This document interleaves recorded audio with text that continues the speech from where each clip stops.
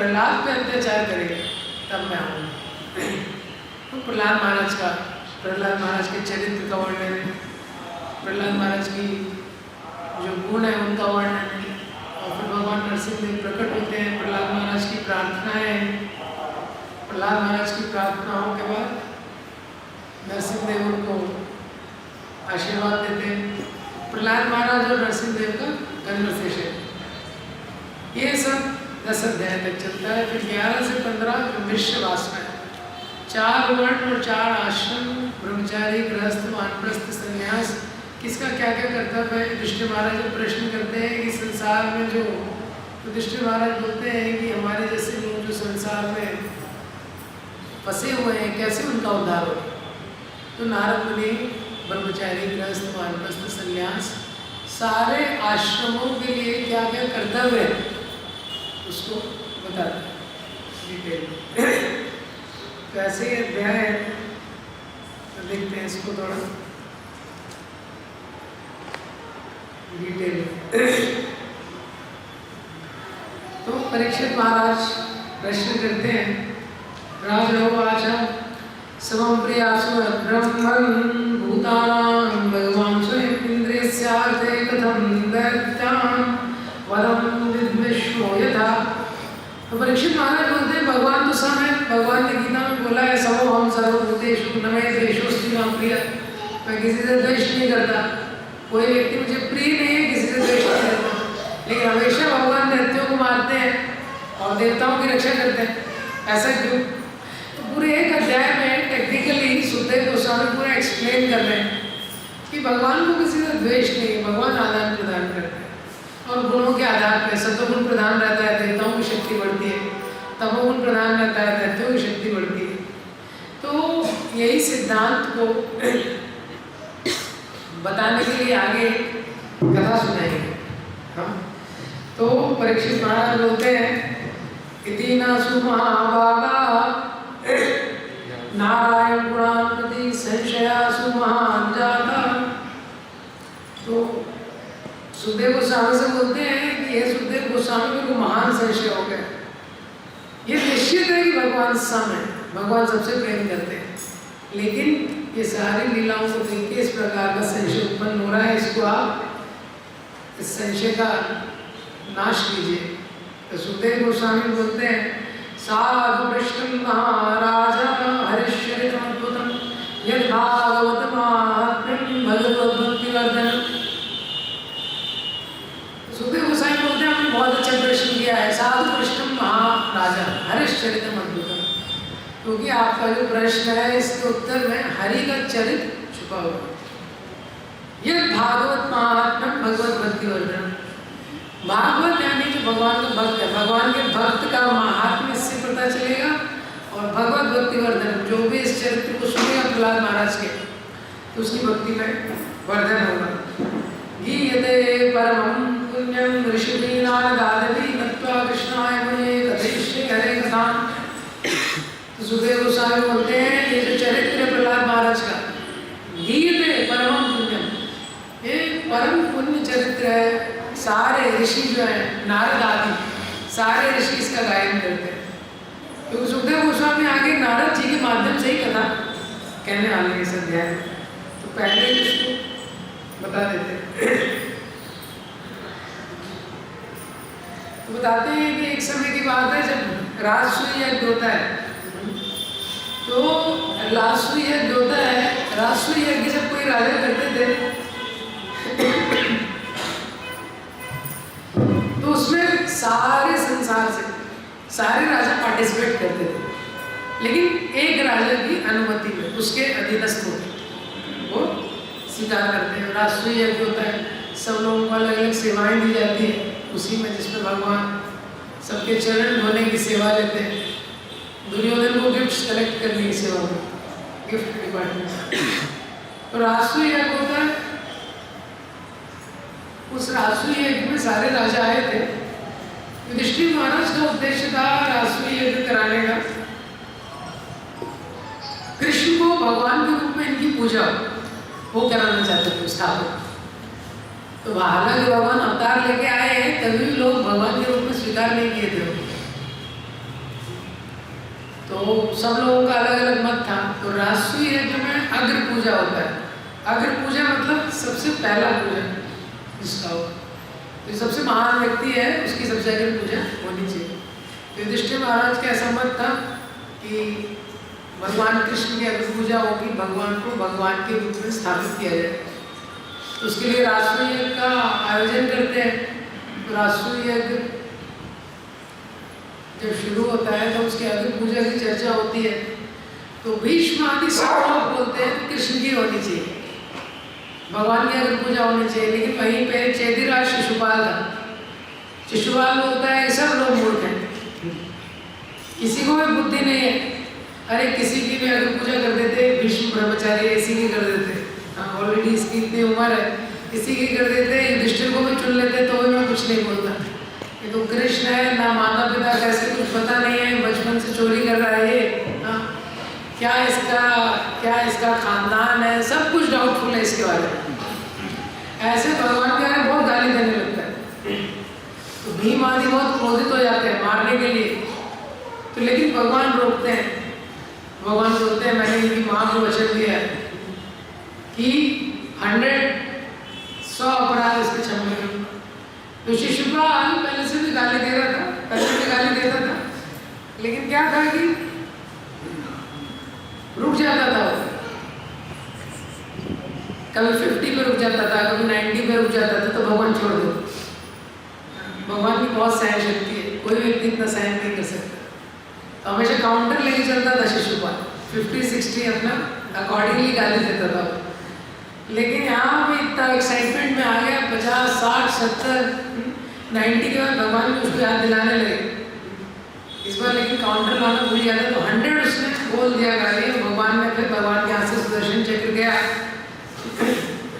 और उसका सर धड़ से अलग हो गया, लेकिन सर्जरी ब्लडलेस सर्जरी। भगवान एक ही समय में बहुत सारी चीज़ों को सफल कर देते हैं। अगर भीम मारते, कोई और मारते, खून गिरता, वो सब उड़ता, तो यज्ञ जो है वो अफेक्ट हो जाता। जो यज्ञ चल रहा था राजसूय यज्ञ, भगवान ने मारा ब्लडलेस सर्जरी, सर भी कट गया, कुछ खून नहीं, कुछ गंदगी नहीं, और शिशुपाल के शरीर से ज्योति आई, भगवान के शरीर में चली गई। तो जब ये सब लोगों ने देखा, सब लोग चकित हो गए। तो वहां पे युधिष्ठिर महाराज है वो प्रश्न करते हैं, एतद्वेदमीक्षामः सर्व एव वयं मुने भगवन् निन्दयामो द्विजस्तमसि पातितः दम्भोष पापारभ्य कल्भाषणात् सम्प्रत्यक्ष गोविन्दे दन्तवक्त्रश्च दुर्मति। तो युधिष्ठिर महाराज प्रश्न करते हैं, ये जो दम्भोष का पुत्र है, दम्भोष सुता, आरभ्य कल्भाषणात्, जब से पैदा हुआ तब से भगवान को गाली दे रहे, इसको मुक्ति कैसे मिल गई? हमने तो सुना है वेन का इतिहास, वेन जो भागवतम के 4थे स्कंद में आते हैं। वेन भगवान ब्राह्मणों को गाली देता था, भगवान के प्रति अपशब्द उपयोग करता था, ब्राह्मणों ने उसको भस्म कर दिया था। यहाँ पर शिशुपाल को मुक्ति कैसे मिल गई? तो नारद मुनि बताते हैं कि कोई निंदा है, सत्कार है, भगवान को अफेक्ट नहीं करता है, ये तो शरीर का धर्म है। जो व्यक्ति अपने आप को शरीर से संबंधित मानता है, तो शरीर की कोई प्रशंसा करता है खुश हो जाता है, कुछ निंदा करता है वो दुखी हो जाता है। भगवान को ये सारी चीजें अफेक्ट नहीं करती।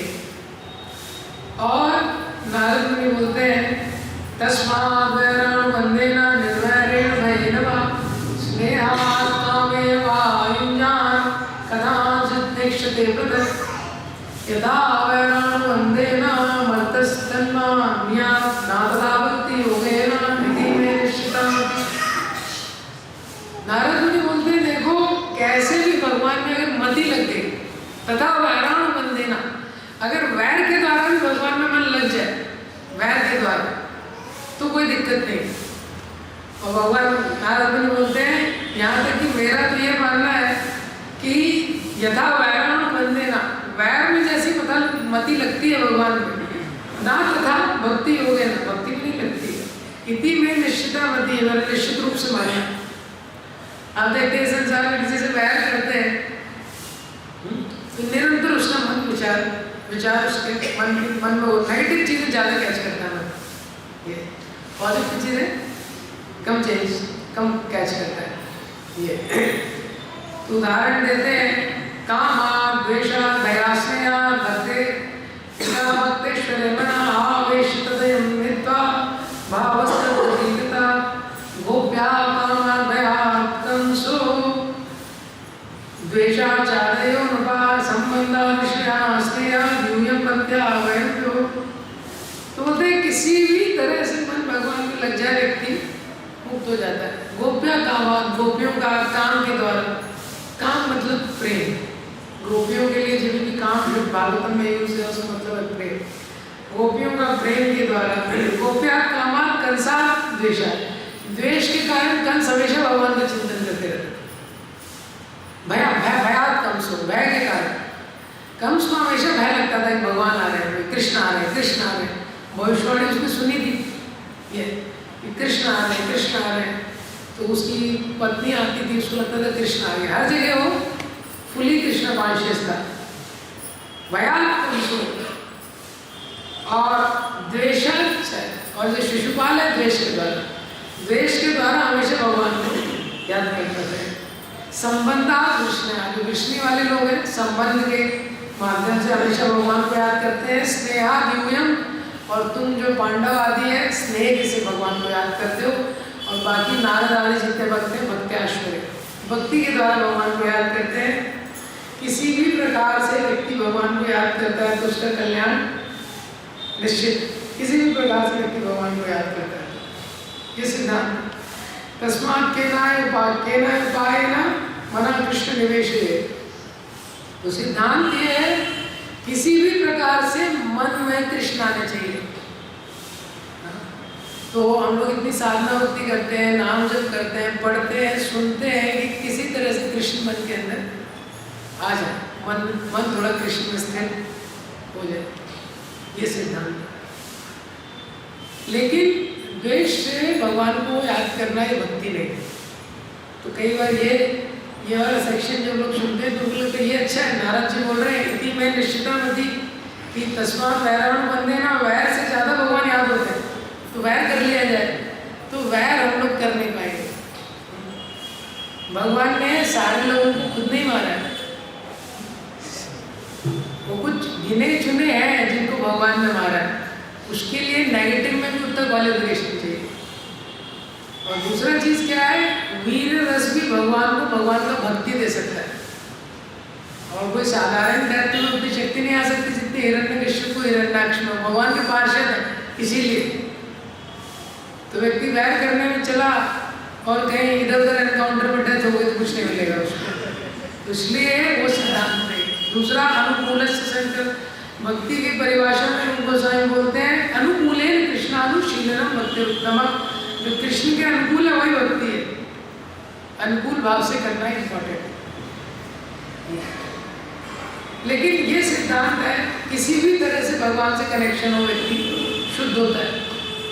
तो जो भी हम साधना भक्ति करते हैं, सब कुछ करते हैं, इसका उद्देश्य है कि मन के विचारों का थोड़ा विश्लेषण करना चाहिए, मन में भगवान के प्रति विचार आना चाहिए। तो इस प्रकार से जब नारद मुनि बताते हैं आगे कि ऐसे जो शिशुपाल का उद्धार हो गया, ये शिशुपाल बेसिकली कौन था, ये भगवान का पार्षद थे ये लोग वैकुंठ धाम में, वहाँ से ये लोग नीचे आए। तो जैसे ही ये बोलते हैं तो युधिष्ठिर बोलते हैं, युधिष्ठिर आशा ही दशा शापो हरिदासा विमर्शना अश्रद्धेया वाति हरे रे कांतनम भवा। युधिष्ठिर महाराज बोलते हैं ये आप क्या बोल रहे हैं, भगवान के पार्षद का पतन हो गया, असंभव बात है, अश्रद्धे, इसमें श्रद्धा नहीं है मेरी। भगवान के लोक में भगवान की सेवा जो कर रहे हैं, भगवान के नित्य पार्षद हो, यहाँ पे कैसे आ सकते हैं।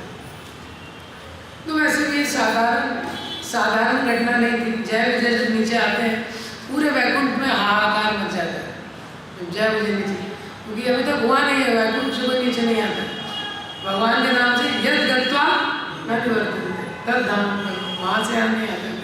तो जब जय विजय नीचे आने लगे सब जगह हाहाकार मच गया था। तो भगवान की लीला थी। तो नारद मुनि वो घटना बताने लगते हैं 4 कुमार की जो घटना है। एक बार जो 4 कुमार थे, ब्रह्मा जी के मानस पुत्र हैं 4 कुमार, स्वच्छंद रूप से हर जगह ये लोग विचरण करते हैं और चारों लोग 5 वर्ष की आयु में ही रहते हैं, बढ़ते नहीं हैं उससे ज़्यादा। 4 लोग चलते हैं, एक कथा बोलता है 3 सुनते हैं, फिर दूसरा बोलता है फिर 3 सुनते हैं, यही इनका सिस्टम है। और इनको कहीं पर भी नो एंट्री नहीं, इनको आप रोक नहीं सकते। तो वैकुंठ में एक दिन जा रहे थे तो कुछ वस्त्र कुछ नहीं, 5 वर्ष के बालक थे। तो जय विजय पहचान नहीं पाए, उन्होंने चिड़ी लगा दी, जा रहे थे एंट्री कर रहे थे। तो ये कुपित हो गए, 4 कुमार कुपित हो गए, कैसे आप भगवान के धाम में रह रहे हैं, आप में ड्युअलिटी है, द्वंद है, यहाँ भगवान का धाम है, यहाँ पे किसी को तो श्राप दे देते हैं, तुरंत आप असुर योनियों में गिरिए। भगवान के धाम में वो व्यक्ति जिसके अंदर द्वेष है, द्वंद है, वो यहाँ नहीं रह सकता। तो जैसे ही श्राप देते हैं नीचे गिरने लगते हैं। आगे तीसरे स्कंद में भी वो लीला है, ये पास टाइम है डिटेल में। तीसरे स्कंद में भगवान विष्णु दौड़ते हुए आते हैं, 4 कुमारों को प्रणाम करते हैं और भगवान विष्णु बोलते हैं कि इनसे जो गलती हुई आप क्षमा कीजिए। जो सेवक की गलती है वो स्वामी की गलती है, सेवक की गलती की जिम्मेदारी स्वामी के ऊपर है। तो ये मेरे सेवक हैं, आप बताइए इनकी गलती के लिए क्या। भगवान विष्णु के वचन सुनते हैं तो उनका हृदय एकदम मेल्ट हो जाता है और भगवान विष्णु के चरण में जो तुलसी होती है उसकी गंध 4 कुमारों के अंदर जाती है तो निर्विशेषवादी से इम्पर्सनलिस्ट से पर्सनलिस्ट हो जाते हैं। जैसे ही भगवान का दर्शन करते हैं, भगवान के चरण कमल में तुलसी रहती है, निर्विश गंध वो उनके नाक में उसकी गंध जाती है, पर्सनलिस्ट हो जाते हैं 4 कुमार। तो कृपा करके वो बोलते हैं हम ज़्यादा समय भगवान से दूर नहीं रह सकते, तो बोलते 3 जन्म अगर वैर करेंगे तो 3 जन्म में रहना पड़ेगा। तो बोलते हैं ठीक है। तो भगवान भी वीर रस का आस्वादन करना चाहते थे ये। और कुछ आचार्य बताते हैं कि जय विजय भी बीच बीच में सोचते थे हमारे भगवान जो है सारे रसों का आस्वादन करते हैं लेकिन वीर रस का आस्वादन नहीं हो रहा है। यहाँ सब लोग प्रणाम कर रहे हैं, कोई दंडवत कर रहा है, कोई चरण दबा रहा है। दोनों की इच्छा की पूर्ति के लिए ये लीला हुई, ये दोनों नीचे आ गए। तो नारद मुनि बताते हैं कि 3 जन्मों में यही जो थे रावण, कुंभकर्ण, उसके बाद शिशुपाल, दंतवक्र, हिरण्याक्ष, हिरण्यकश्यप, यही तीनों अलग अलग 3 जन्म इनका है। तो रावण कुंभकर्ण बन के आए तो राम जी ने इनका उद्धार किया और उसके बाद शिशुपाल दंतवक्र बन के आए तो कृष्ण जी ने उद्धार किया। हिरण्याक्ष और हिरण्यकश्यप बन के आए तो हिरण्याक्ष ये इतने शक्तिशाली थे दोनों, भगवान को 2 अवतार लेने पड़े, एक में मैनेज नहीं हुआ। हिरण्याक्ष के लिए बड़ा अवतार और हिरण्यकश्यप के लिए नरसिंह अवतार। तो जब हिरण्यकश्यप के वध की चर्चा करते हैं तो उसमें बताते हैं कि जो हिरण्यकश्यप था, हिरण्यकश्यप पुत्र प्रहलादम केशवम प्रियम। तो हिरण्यकश्यप का एक पुत्र था प्रहलाद जो केशव प्रिय था, सारे अच्छे गुणों से संपन्न था। तो जब हिरण्यकश्यप ने इसको मारने का प्रयास किया तो भगवान नरसिंह प्रकट हुए। तो वहाँ से दूसरा अध्याय शुरू होता है। युधिष्ठिर महाराज प्रश्न करते हैं अरे पिता पुत्र में ऐसा दोष कैसे हो गया, क्योंकि पिता पुत्र में तो बहुत स्नेह रहता है और उसमें भी अगर पुत्र के ऐसे लक्षण है, सर्वगुण संपन्न प्रहलाद महाराज, तो ऐसे पुत्र से द्वेष कैसे हो गए। तो वहाँ से यहाँ तक दूसरा अध्याय शुरू है। तो दूसरे अध्याय में बताते हैं कि हिरण्याक्ष का वध हो जाता है। तो हिरण्यकश्यप दिति के 2 पुत्र होते हैं, हिरण्यकश्यप, हिरण्याक्ष। हिरण्यकश्यप बड़ा भाई, हिरण्याक्ष छोटा भाई। तो हिरण्याक्ष का जब वध हो जाता है हिरण्यकश्यप बहुत क्रोधित हो जाता है। हिरण्यकश्यप बोलता है ये विष्णु है, अब ये विष्णु पक्षपाती हो गया है। पहले निष्पक्ष था लेकिन देवता वगैरह ने स्वीट वगैरह इसको एक्स्ट्रा प्रसाद खिला दिया है और इसकी प्रशंसा करते हैं। अब ये सम नहीं रह गया। जैसे छोटा बच्चा होता है उसको स्वीट देते हैं जो टॉफी देता है उसके साथ चला जाता है। तो हिरण्यकशिपु बोल रहा है ऐसे ही जो विष्णु है देवताओं के साथ अभी फेवर करने लगा। तो अपने सारे देवताओं को बोलता है कि पृथ्वी में जाओ, गांव हर जगह जाओ, जहाँ भी यज्ञ हो रहा है, अनुष्ठान हो रहा है, जहाँ भी ब्राह्मण है, वैष्णव है, कीर्तन चल रहा है, जब चल रहा है, सबको नष्ट कर दो, क्योंकि यहीं से नरिशमेंट जा रहा है देवताओं के पास।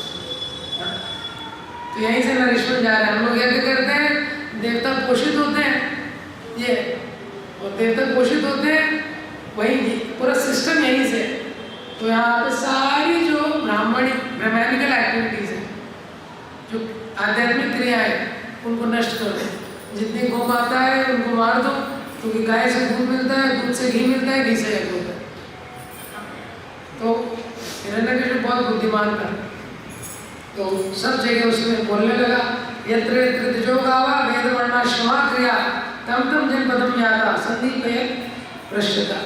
तो जो दैत्य लोग थे, जैसे ही हिरण्यकशिपु की आज्ञा मिली, वो लोग तो वैसे ही ये सारे कार्य पसंद करते थे, बहुत खुश हो गए। जैसा स्वभाव वैसे ही उनको सेवा मिल गई।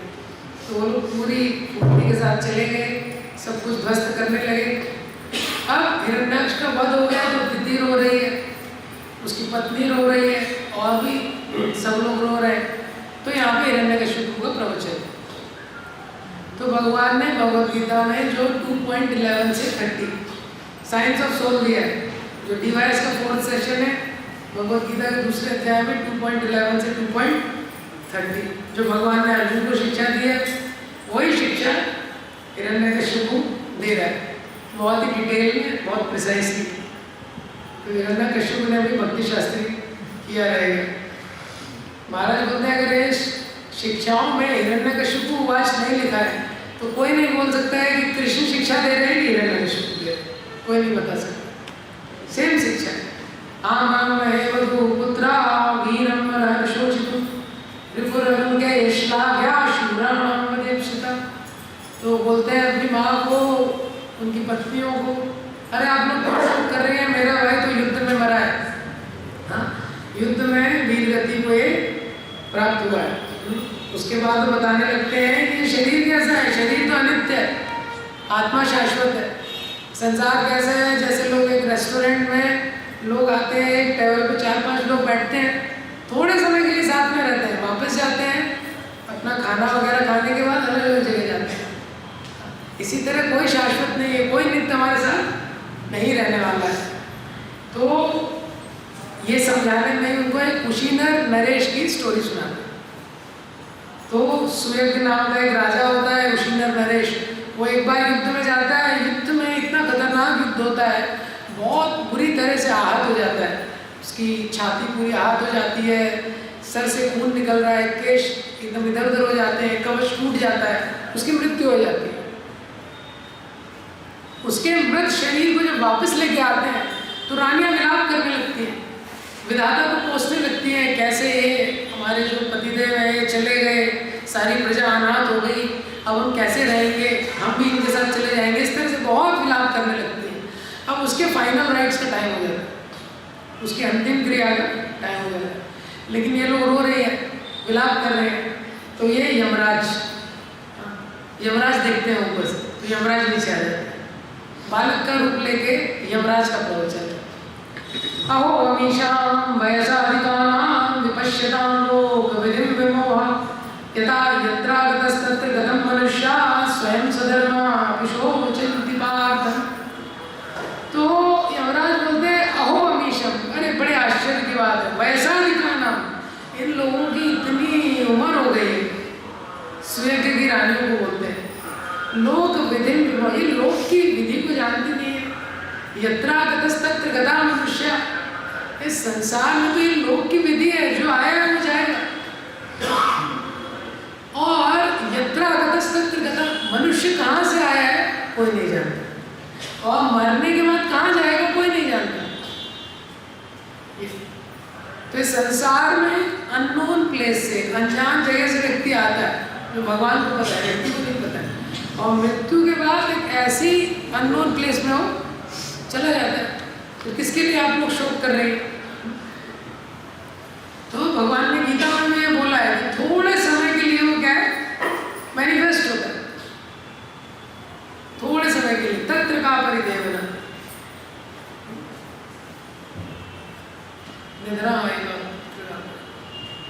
ये जो जीव होता है पहले एक अननोन प्लेस से आता है और मृत्यु के बाद वापस एक अननोन प्लेस में।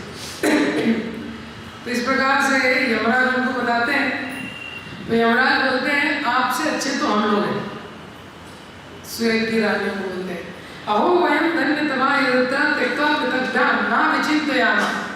तो यमराज बोलते हैं देखो छोटा बच्चा हूँ, अहो वयम धन्यतमा त्यक्त्वा पितृभ्याम, मेरे पिता माता नहीं है, पिता माता ने मुझे छोड़ दिया। विचिन्तयामः, मैं एकदम बिंदास हूँ, मुझे किसी चीज की चिंता नहीं है। अभक्ष्यमाणा अबला प्रकादिनी, अबला मेरे में ज्यादा शक्ति नहीं है ये, लेकिन अभी तक मैं इस घने जंगल में घूम रहा हूँ, किसी पक्षी ने किसी हिंसक पशु ने मुझे मारा नहीं है। क्यों? मुझे भरोसा है सा रक्षति रक्षितो यो ही गर्भे, माँ के कंजेस्टेड गर्भ में जिसने रक्षा की है वो रक्षा करेगा। सा रक्षति रक्षितो यो ही गर्भे। तो उदाहरण के रूप में बताते हैं कि भगवान की अगर कृपा रहती है, भगवान अगर अनुकूल रहते हैं, पतिच्युतम तिष्ठति तिष्ठ रक्षति ग्रहे स्थितम तद वेदम विनश्यति। भगवान की अगर कृपा रहती है तो पतिच्युतम, पथ पे चलते हुए कुछ मूल्यवान वस्तु गिर जाती है, तिष्ठति वो वहीं रहती है, तिष्ठ रक्षति। आप कहीं रोड पे जा रहे हैं, आपका पर्स गिर गया, बहुत पैसे हैं उसमें, क्रेडिट कार्ड है, सब कुछ है, 1 घंटे बाद आप वापस आते हैं, वो वहीं है, तिष्ठति, और उसमें से किसी ने कुछ नहीं लिया, तिष्ठ रक्षति। हजारों लोग रोड से निकल रहे हैं लेकिन उन सबकी दृष्टि से रक्षा हो जाती है उसकी। ग्रहे स्थितम, घर में तिजोरी में बंद करके सीसीटीवी कैमरा के साथ बाहर सिक्योरिटी गार्ड भी लगा हुआ है, वेतम विनश्यति, वहां से चोरी हो जाती है जब भगवान अनुकूल नहीं रहते। जीवित जीवित तनातो भी तत्क्षतो मने ग्रहे विमुक्त सहतो न जीवति। और अनाथ व्यक्ति है, वो वन में घूम रहा है, कोई उसकी रक्षा करने वाला नहीं है, लेकिन भगवान रक्षा करते हैं तो जीवित रहते हैं। और घर में सारे रिश्तेदारों से घिरा हुआ है, डॉक्टरों के बीच में माँ की गोद में मृत्यु हो जाती अगर भगवान रक्षा नहीं करते। इस प्रकार से यमराज प्रवचन करते हैं और प्रवचन के एंड में बोलते हैं कि पति चला गया है, उसकी ज्यादा टेंशन मत लीजिए, आपका भी नंबर आने वाला है, आपका भी नंबर आने वाला है, संसार में कोई रुकने वाला है नहीं। तो पुलिंगा पक्षियों की कहानी सुनाते हैं। 2 पुलिंगा पक्षी रहते हैं, नर और मादा। तो क्या होता है कि जो पुलिंगा पक्षी की पत्नी होती है, एक शिकारी आता है तो उसके शिकार में वो फंस जाता है, तो उसको मार देता है। जो पुलिंगा जो शिकारी होता है, पुलिंगा पक्षी की पत्नी को मार देता है। तो पक्षी विलाप करने लगता है, अरे ये तो बेटर हाफ है, ये अर्धांगिनी है, चली गई, बच्चों का कौन देखभाल करेगा, अभी आगे कैसे होगा, अब मैं क्या करूँगा, इतनी सेवा करती थी, बहुत कुछ विलाप करता है। हाँ, उतने में जो शिकारी होता है एम लगाता है और इसको भी मार देता है। ये स्टोरी सुना रहे हैं, यमराज जी स्टोरी सुनाते हैं कि ये संसार में कोई भी हमेशा रहने नहीं वाला है, तो वो तो गए हैं, आप लोगों का भी टाइम आने वाला है, इसलिए उस मृत्यु की तैयारी कीजिए। हिरण्यकशिपु का ऐसा जो प्रवचन है, ओवरऑल हिरण्यकशिपु प्रवचन दे रहे हैं, तो लूप चल रहा है। मतलब परीक्षित महाराज पूछते हैं सुखदेव गोस्वामी से, सुखदेव गोस्वामी बता रहे हैं प्रवचन नारद मुनि का जो उन्होंने युधिष्ठिर महाराज को दिया राष्ट्रीय यज्ञ, और उसी लूप के अंदर जब ये जय विजय की कथा है उसके अंदर हिरण्यकशिपु प्रवचन दे रहा है, उसके अंदर यमराज जी प्रवचन दे रहे हैं। तो साइंस ऑफ सोल अटेंड करके दिति और हिरण्याक्ष की जितनी पत्नियां होती हैं सब संतुष्ट हो जाती है, सबका शौक चला जाता है। अब नेक्स्ट जो चैप्टर है, हिरण्यकशिपु बोलता है अब मुझे तैयारी करनी है, मैं कैसे अजर अमर हो जाऊँ, तपस्या करने जाते। तो महाराज अपने प्रवचन में बोलते हैं हिरण्यकशिपु ने पूरा गीता का ज्ञान दिया है यहाँ, और जो बाकी लोग हैं वो कन्विंस भी हो गए, दिति आदि सब लोग कन्विंस हो गए, लेकिन ये जो ज्ञान है उसके हृदय में प्रवेश नहीं किया। अभी उसने बोला है कि कोई नित्य नहीं है, और नेक्स्ट चैप्टर में निकल जाता है तपस्या करने के लिए कि मैं हमेशा रहूं, कोई मुझे मारना पाए।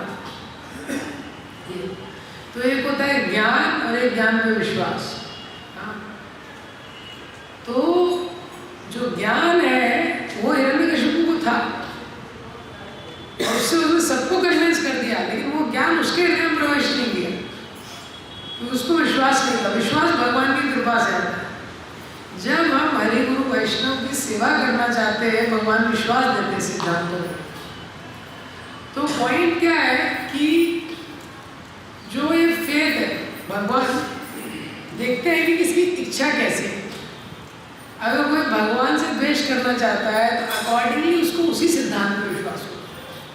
तो अगर हमारी इच्छा भगवान की सेवा की नहीं है, भगवान की हम सेवा नहीं करना चाहते, तो हर चीज फ्लॉप हो जाएगी। जैसे चैतन्य महाप्रभु की लीला में रघुनाथ भट्ट गोस्वामी के साथ कौन घूम रहा है? रामदास विश्वास।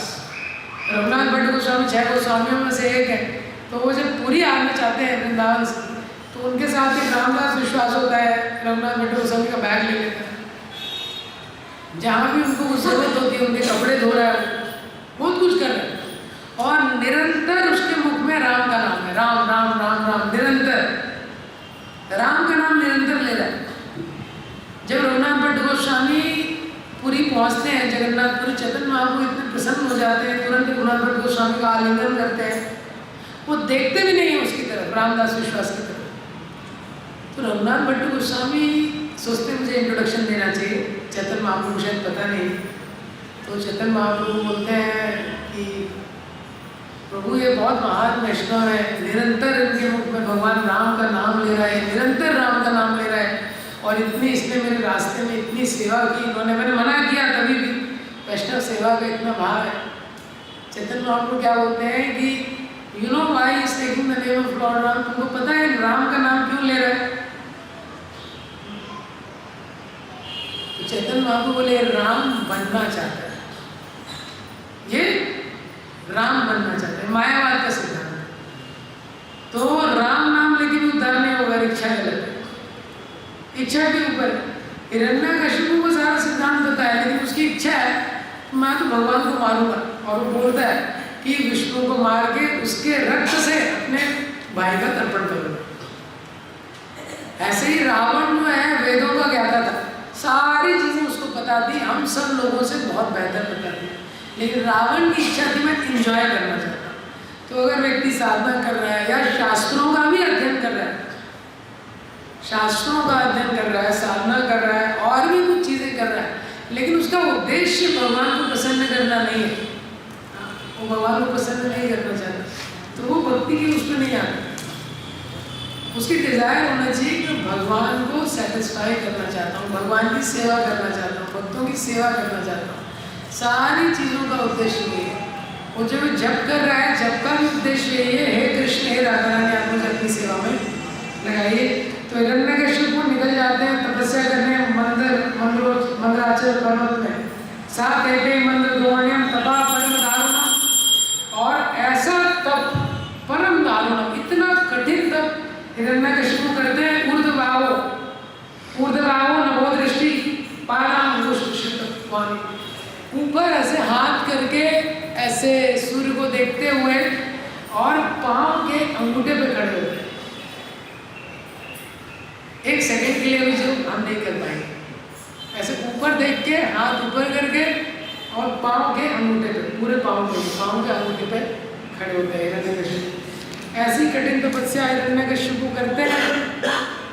दैत्येन्द्र तपसा तप्ता दिवी जातुम न शक्नुमा तस्य चाक्षमं भुवन विदेहि यदि मन्य से।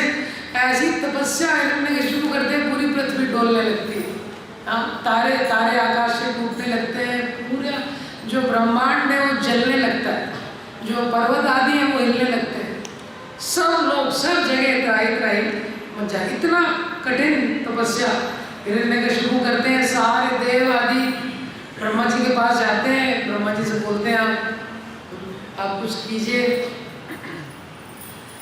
तो ब्रह्मा जी आते हैं,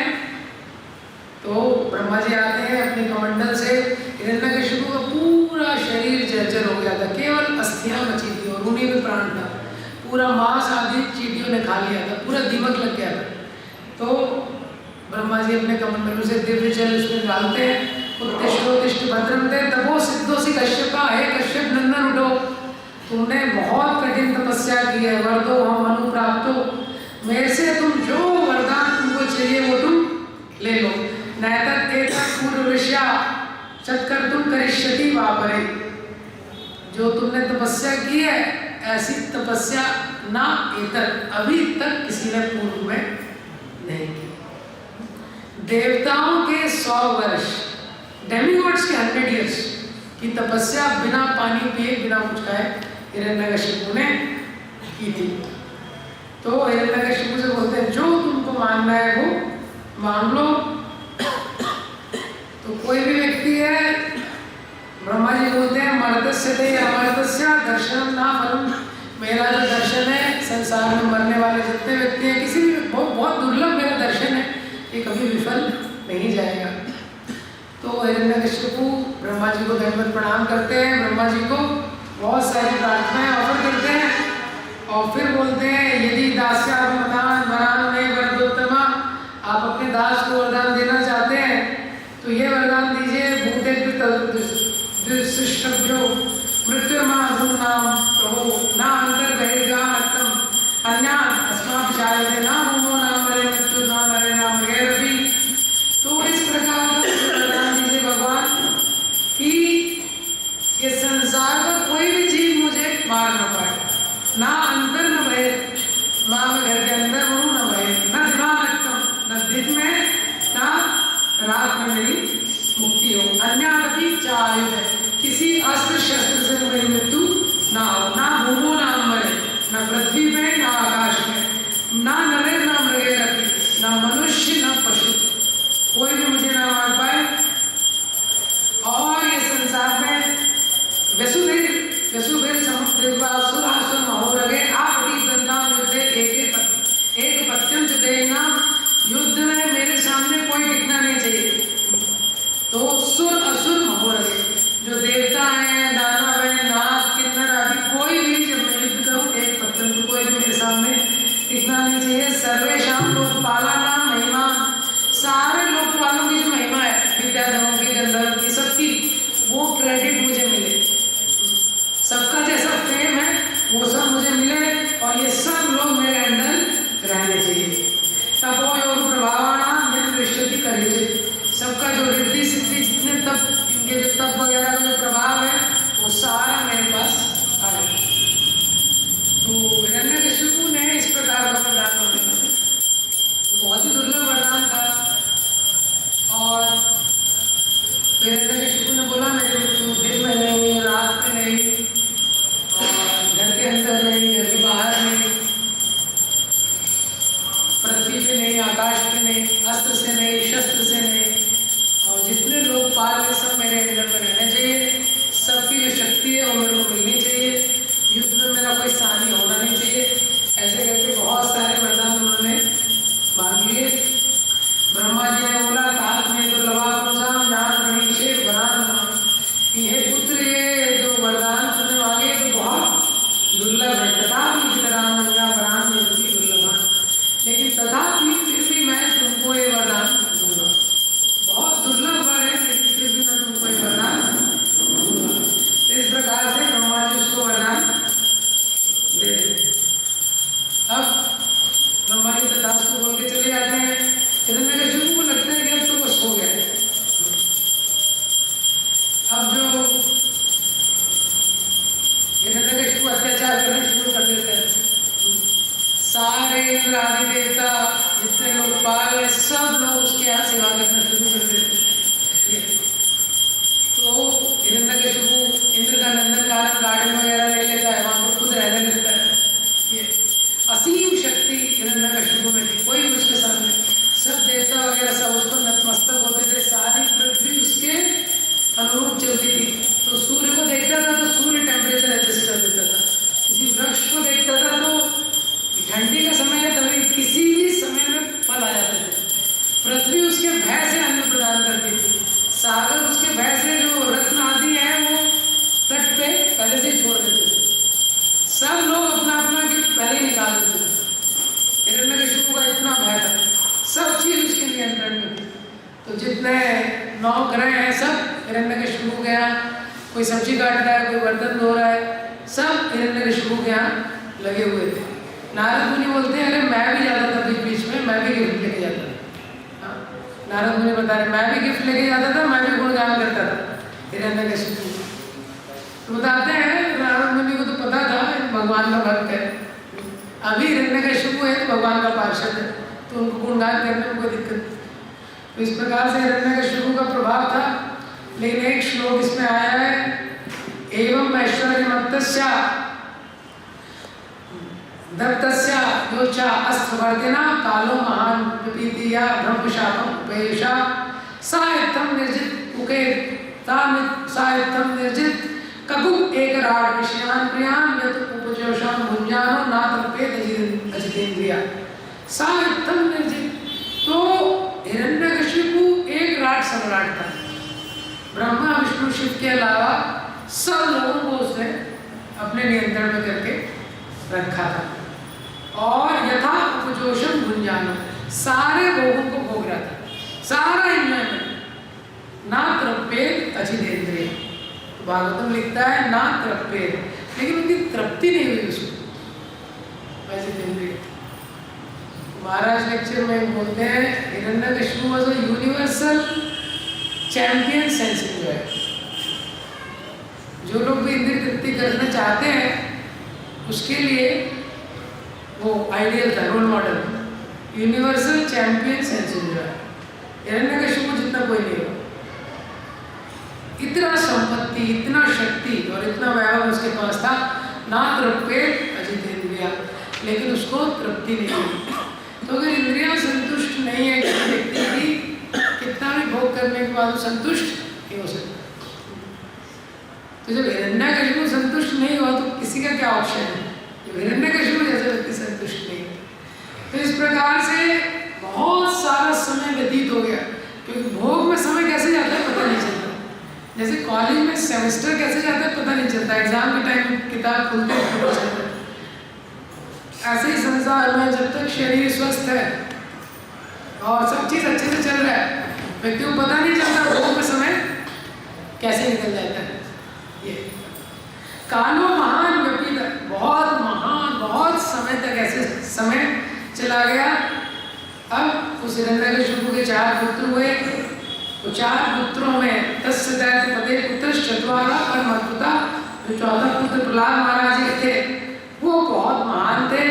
गुणे महान उपासका, प्रहलाद महाराज के ऐसे गुण थे जिनकी उपासना होती है। जहाँ भी प्रहलाद महाराज भक्ति के आचार्य हैं, जहाँ भी भक्तों की चर्चा होगी वहाँ प्रहलाद महाराज की चर्चा होगी। इस प्रकार से नारद मुनि बोलते हैं, ब्राह्मण्या शील संपन्ना सत्य संतो जितेंद्रिया।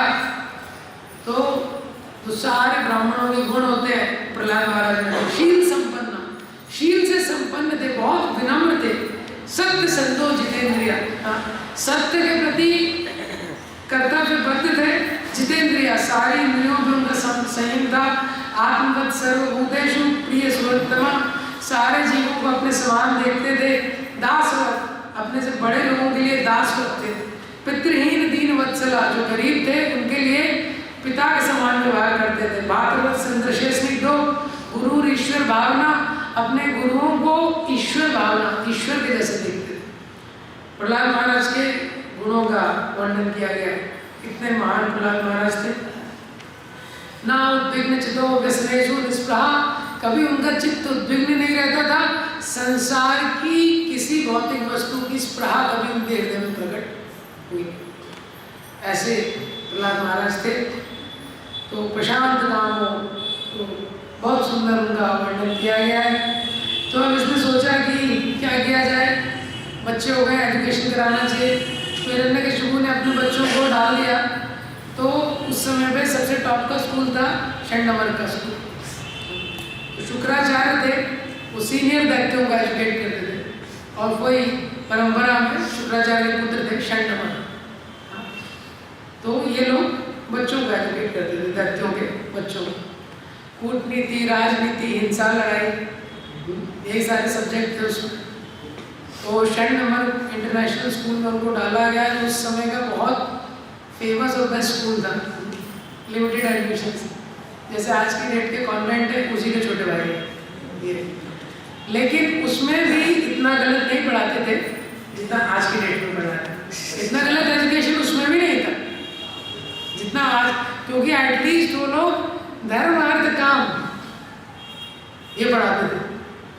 तो आज की डेट में तो धर्म को भी हटा दिया, उसके और एक लेवल के नीचे की स्कूलिंग है आज की डेट में। तो वहाँ पे जब हिरण्यकशिपु के जो 2 पुत्र थे वो पढ़ाने लगे प्रहलाद महाराज को, प्रहलाद महाराज को बहुत कुछ पढ़ाया, बताने लगे ये शत्रु है ये मित्र है। प्रहलाद महाराज सब सुन लेते थे ना, साधु मनसा में, लेकिन मन में उनको ये अच्छा नहीं लगता था, शत्रु ये सब उनको अच्छा नहीं लगता था। प्रहलाद महाराज लोग आइडियल स्टूडेंट थे, पहली सीट पे जाके बैठते थे, चुपचाप रहते थे, पूरा सुनते थे, और कोई कुछ पूछता था तो रिपीट कर देते थे। तो षण्मार्ग ने सोचा कि इसको तो हमने पूरी तरह ट्रेन कर दिया, तो उसको हिरण्यकशिपु के पास लेके जाते हैं। हिरण्यकशिपु उनको गोद में बैठाता है, उनका आलिंगन करता है और अपने पुत्र से पूछता है कि बेटा कुछ अच्छा बताओ जो तुमने प्रपंच कथ्यताम वत्सा मन्यते साधु यत् भवान, कुछ अच्छा बताओ। हिरण्यकशिपु सोचता है कि कुछ मैं अगर मुश्किल पूछ लूँगा, बहुत छोटा बच्चा है, अगर मैंने कोई मुश्किल सवाल पूछ लिया नहीं आएगा तो थोड़ा डिस्करेजमेंट होगा, इसलिए बोला कुछ भी बता, कुछ अच्छा कुछ मुझे बता। तो प्रहलाद महाराज बोलते हैं तत्साधु मन्ये सुलभहृदयेन सदा समुद्विग्नधियां सद्ग्रहान् हित्वात्मपातं गृहबन्धकूपं वनं गतो यत् हरिमाश्रयेत। तो प्रहलाद महाराज बोलते हैं देखिए पिताजी, तत्साधु मन्ये, मैं तो इसी को साधु अच्छा मानता हूँ, असुरहृदयेन, हे असुरों में श्रेष्ठ, क्या सदा समुद्विग्न ध्यान असद्ग्रहात्, इस संसार में जिसने असत चीज को पकड़ के रखा है, असत मतलब जिसकी सत्ता नहीं है, जो हमेशा नहीं रह सकती है। इस संसार में दुख का कारण क्या है कि जो टाइम है उसका डिस्ट्रक्टिव इन्फ्लुएंस है, कालोस्मि लोकक्षय कृत प्रबद्धो, और जो भी टाइम डोमेन के अंडर है वो अनित्य है।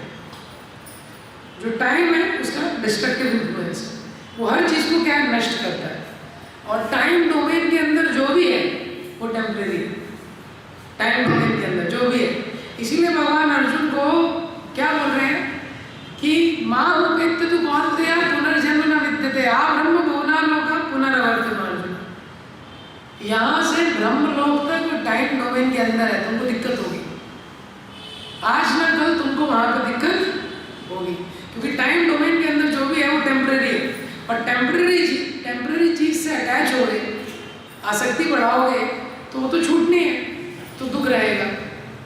जब तक वो रहेगी तो भी टेंशन है, भगवान में मन नहीं लगेगा, हमेशा भय रहेगा कि कब छूट जाएगी, और जब छूट जाएगी तो दुख देगी, तो तीनों फेजेस में दुख होगा ऐसा। तो प्रहलाद महाराज अपने पिता को बता रहे हैं सदा समुद्विग्न, कि जिस उस व्यक्ति का जो माइंड है हमेशा टेंशन में रहता है, असत जिसने असत चीज को पकड़ के रखा है, हित्वात्मपातं गृहबन्धकूपम।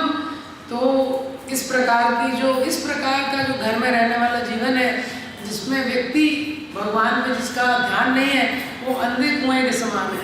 तो मेरा आपको ये सजेशन है, हिरण्यकशिपु को पहले ही मीटिंग में प्रहलाद महाराज ने सजेशन दे दिया, फियरलेस प्रीचर प्रहलाद महाराज फियरलेस है कि वनम गतो यत्, आप वृंदावन जाइए, हरिम आश्रय, हरि का आश्रय लीजिए। तो हिरण्यकशिपु ने सोचा कोई तो श्लोका कंपटीशन में एक श्लोक इसको याद हो गया, बहुत मेहनत करके कुछ तो श्लोका याद कर लिया, इसको मीनिंग नहीं पता है क्या बोल रहा है। हिरण्यकशिपु को अभी सीरियसली नहीं लिया, प्रहलाद महाराज को अभी हल्के में ले रहा हो, तो सोचा श्लोका याद हो गया है। तो प्रहलाद महाराज को नहीं डांटता है, दैत्य पुत्रों को बुलाता है, बोलता है मूर्खों, तुम लोगों ने क्या टीचिंग किया है इसको, हाँ पर पक्ष समाहित है। देखो कोई प्रीचिंग करने कोई वैष्णव तो नहीं आ रहा है, कोई वैष्णव आगे प्रीचिंग करके जा रहा है तुम्हारे स्कूल में, क्या सीख लिया इसने मेरे बच्चे ने, जहाज बुद्धि वाला ना विद्यते पर बुद्धि भी, इसकी बुद्धि भ्रष्ट कर दिया, देखो इसका ब्रेन वॉश कर दिया। तो वापस से इसको लेके जाओ और देखो। तो षण्डमर बोलते नहीं नहीं हमने तो देखा कोई नहीं आया है। तो हिरण्यकशिपु बोलते हैं आजकल वेश बदल के चलते हैं वैष्णव। विष्णु पक्षे प्रति छन्ना, ऐसा मत सोचो धोती कुर्ता तिलक लगा के आएगा, पैंट शर्ट में भी आ सकता है वैष्णव, तुम लोग ध्यान रखना उसका। तो ये लोग वापस जाते हैं, वापस से पूछते हैं वत्स प्रहलाद भद्रम सत्यम कथयामामृषा, हे बेटा प्रहलाद सत्यम कथया, सच बोलना। लेकिन वो तो स्कूल में सिखाया नहीं जाता, लेकिन उसको बोल रहे हैं सत्यम कथयामामृषा, झूठ मत बोलना। बाला इति कुतस्तेभ्यः बुद्धि विपर्य, अरे ये आउट ऑफ सिलेबस कहाँ से तुमने लर्न किया? ये सारे बच्चे हैं प्रॉपर बोलते हैं, ये श्लोक कहाँ से लर्न किया? हम तो सिखाए नहीं। तो बुद्धिवेदम बरकत, ये तुम्हारा बुद्धिवेद किसने किया है? कृपया तुम हमको बताओ, हम तुम्हारे गुरु हैं। प्रहलाद महाराज का क्वेश्चन आंसर बहुत फेमस है श्रीमद् भागवतम में, किसी क्वेश्चन का उन्होंने डायरेक्ट आंसर नहीं दिया। तो प्रहलाद महाराज से पूछ रहे हैं कि किसने किया है? तो प्रहलाद महाराज बोलते हैं कि मैं देख रहा हूँ कि पहले मैंने सुना था और मैं देख रहा हूँ भगवान की माया कैसे काम करती है, कौन परपोर्ट निकालेगा उसका। तो 3-4 श्लोक तो ऐसे ही बोलते हैं, कुछ समझ नहीं आता उन लोगों को। उसके बाद प्रहलाद महाराज बोलते हैं देखिए यथा ब्रह्मति अयो ब्रह्मन् स्वयं आकर्ष सन्निधो तथा में विद्यते चेतस चक्रपाणे यदृच्छया, कि यथा आयतो यथा भ्राम्यति अयो ब्रह्मन् स्वयं आकर्ष सन्निधो, जैसे लोहे के टुकड़े स्वयं चुंबक से आकर्षित हो जाते हैं, तथा में विद्यते चेतस, इसी तरह जो मेरी चेतना है चक्रपाणी, जो चक्रपाणी भगवान विष्णु है, यदृच्छया अपने आप उस ओर लग जाती है।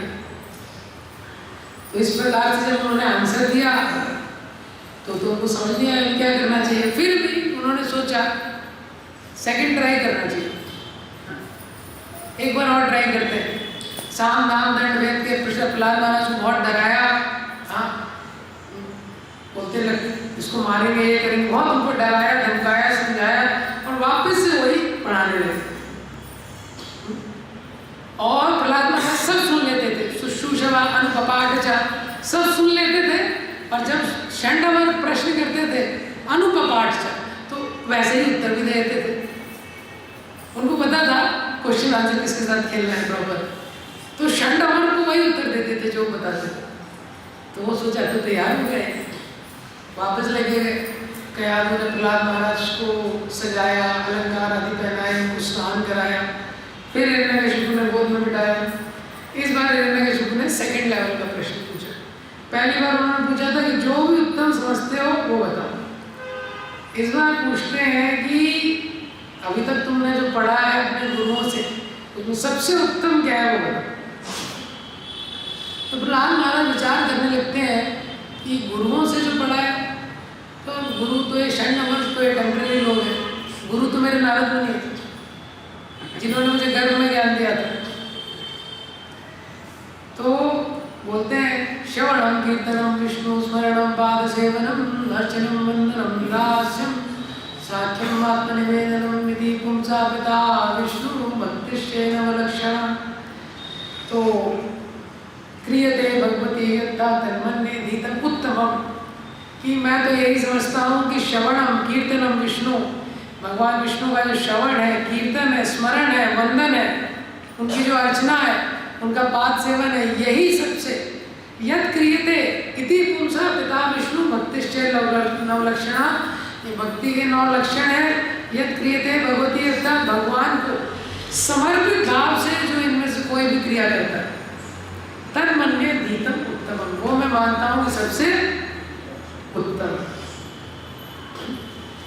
तो हिरण्यकशिपु ने जब इस प्रकार से प्रहलाद महाराज से सुना था तो बहुत क्रोधित हो गए, तो एकदम उसको फेंक दिया नीचे। ऊपर से प्रहलाद महाराज को गोद में बिठा के रखा था। भागवतम में आता है कि प्रहलाद महाराज को देख के अपने आंसुओं से हिरण्यकशिपु ने अभिषेक कर दिया था, मेरा पुत्र है। अब देखता है विष्णु का नाम ले रहा है तो गोद से नीचे फेंक दिया एकदम, और बोलते तुरंत इसको मारो। हिरण्यकशिपु बोलता है शरीर के किसी अंग में कैंसर हो जाता है तो उस अंग को काटना अच्छा है, शरीर बच जाता है। इसी तरह दैत्यों को बचाने के लिए विष्णु का द्रोही यहाँ पे आया, इसको मारो, तुरंत मारो। अब अभी भी लेकिन उनको लग रहा है कि गलती क्या है, टीचर से हुई, टीचर ने अच्छे से टीचिंग नहीं किया, तो गुरु पुत्रों को डालने लगते हैं। ब्रह्म बंधो किमेते भीष्मं श्वेताम असारं ग्रहीतो बालो मम अनादृत्य दुर्मति। ब्रह्म बंधु, तुम लोग ब्रह्म बंधु हो, तुम दोनों कैसा टीचिंग किया है, तुमको मेरा डर नहीं लगा, तुमने सोचा नहीं हिरण्यकशिपु क्या चिकित्सा करेगा तुम्हारी, हाँ? और असारं ग्रहीतो बालो, बच्चे को सारा असार करा दिया, सारा भक्ति का जो असार तत्व है वो इसको तुमने बढ़ा दिया है, और इतना दुर्मति ये हो गया है, मेरा अनादर कर रहा है, हाँ?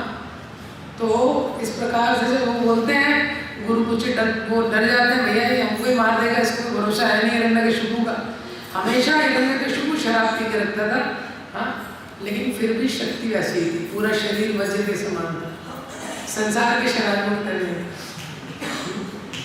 तो उसने सोचा पर शराब पिया हुआ है, कभी भी मार देगा हमको। तो गुरुपुत्र बोलते हैं नामत प्रणीतम ना पर प्रणीतम। देखिए महाराज, आपके पुत्र को ना हमने सिखाया है और ना कोई बाहर से आके इसको टीचिंग किया है, ना सर्ग की मति रस्य राजन, ना सर्ग की मति है इसकी विष्णु में, ये पहले से इन्फेक्टेड आदमी है, हाँ? हमने इसको कुछ नहीं बोला। फिर भी एक और चांस फिर लेके जाते हैं, हाँ? बोलते हैं इसको फिर से सिखाओ, फिर से ट्राई करते हैं, शायद नंबर इस बार बहुत कठोरता से ट्राई करते हैं। अब ट्राई करते हैं, लेकिन अब एक बार क्या होता है, उनको कोई काम आता है तो चले जाते हैं बाहर।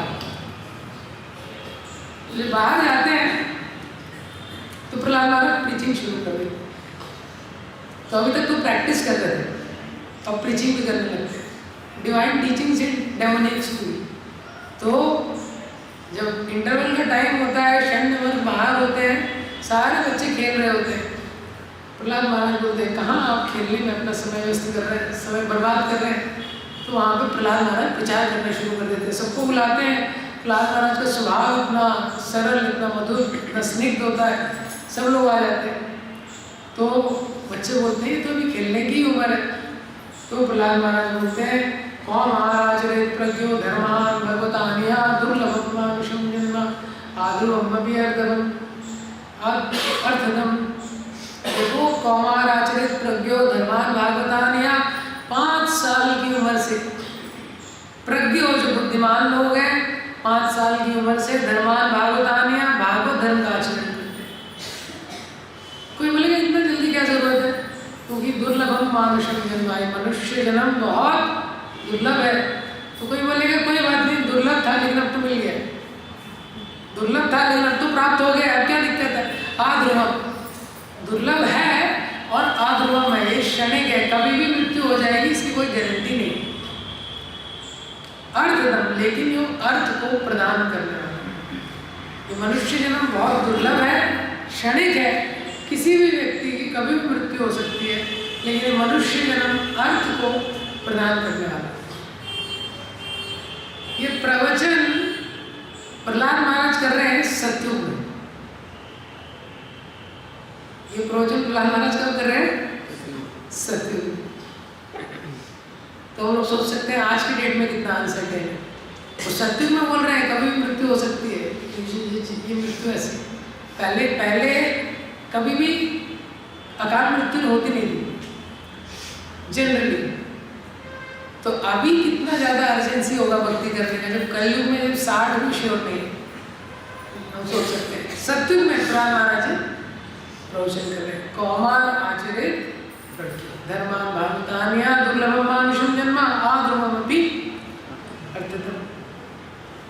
तो जो मनुष्य जन्म में विशेष उद्देश्य की पूर्ति के लिए मिला है, उस उद्देश्य को व्यक्ति अगर प्राप्त नहीं करता है तो उसको बहुत फ्रस्ट्रेशन होता है, उसको समय के साथ बहुत फ्रस्ट्रेशन होता है। जैसे एक उदाहरण है, जैसे किसी व्यक्ति के पास ट्रैक्टर है, मर्सिडीज बेंज है, लेकिन उसका ट्रैक्टर हो गया खराब, उसको जोतना है खेत, और इंडिया में कौन सी चीज़ का क्या उपयोग है वो कह नहीं सकते। इंडिया में हर चीज़ का उपयोग हर चीज़ के लिए किया जाता है, तो अब उसका ट्रैक्टर खराब हो गया तो मर्सिडीज बेंज से वो व्यक्ति खेत जोतने लगता है, तो क्या प्रॉब्लम होगा? क्या क्या प्रॉब्लम होगा अगर वो मर्सिडीज बेंज से खेत जोतेगा तो? हाँ, गाड़ी खराब हो जाएगी। एक प्रॉब्लम होगा कि गाड़ी खराब हो जाएगी, और खेत नहीं जोत पाएगा, दूसरा प्रॉब्लम होगा। और हाँ, तीसरा है जो ज्यादातर भूल जाते हैं लोग, तीसरा में एक चीज होगा, क्या होगा? ड्राइवर फ्रस्ट्रेट हो जाएगा। वो तीसरा दो बता देते हैं ज्यादातर, तीसरा छूट जाता है। ये मनुष्य जन्म है मर्सिडीज बेंज की तरह है। मर्सिडीज बेंज हाईवे पे चलने के लिए है, इसी मनुष्य जन्म इसी तरह एक बहुत कुछ उद्देश्य को प्राप्त करने के लिए। इस मनुष्य जन्म को प्राप्त करके व्यक्ति अगर उन्हीं वृत्तियों में लगा रहेगा जो पशुओं के लिए बताई गई है, आहार निद्रा व्यायाम सामान्य में तो पशु भी नराणा, तो क्या होता है? यही तीन चीजें होती है। क्या होता है? गाड़ी खराब हो जाती है तो समय के साथ शरीर खराब हो जाता है। दूसरा, खेत नहीं जुत पाता है, मतलब जो जीवन का उद्देश्य है वो प्राप्त नहीं कर पाता है। और तीसरा, वो ड्राइवर फ्रस्ट्रेट हो जाएगा अगर मर्सिडीज बेंज से खेत जुतता है। इसी तरह इस संसार में जो मनुष्य है वो फ्रस्ट्रेट हो जाता है। तो प्रहलाद महाराज बोलते हैं इसीलिए मनुष्य जन्म मिलने के बाद क्या करता है वह? यथा ही पुरुषस्य विष्णु पादोपसर्पणम। मनुष्य जन्म मिलने के बाद जो पुरुष है इस संसार में, जो व्यक्ति है, विष्णु पादोपसर्पणम, उपसर्पणम मीन्स भागना। सर्प होता है ना, आपने देखा सांप, सांप धीरे नहीं चलता है, केचुआ बहुत धीरे चलता है, सांप देखा है बहुत तेज चलता है। तो विष्णु पाद उपसर्पणम, मनुष्य जन्म का यही उद्देश्य है कि विष्णु के चरण कमलों की तरफ भागना चाहिए। तो क्यों बोलेगा कि विष्णु के चरण कमलों की तरफ क्यों भागना है? यदेश सर्वभूतानां प्रिय आत्मेश्वरा सुहृद, क्योंकि सारे जीवात्माओं के हृदय में वो रहने वाले हैं, सबके सुहृद हैं और हमारे सबसे प्रिय हैं। भगवान विष्णु हमारे सबसे प्रिय। इस संसार में वास्तव में जीव का जो ओरिजिनल प्रेम है भगवान के लिए। तो सबसे ज्यादा व्यक्ति किसको प्रेम करता है? शरीर। शरीर को क्यों प्रेम करता है? क्योंकि इसके अंदर आत्मा है। आत्मा के बिना शरीर को प्रेम करेगा? शरीर प्लस आत्मा, आत्मा के कारण शरीर को प्रेम करता है। आत्मा को प्रेम क्यों करता है? क्योंकि परमात्मा का अंश है। तो वास्तव में जीव का प्रेम किसके लिए है? भगवान के लिए विकसित हो गए।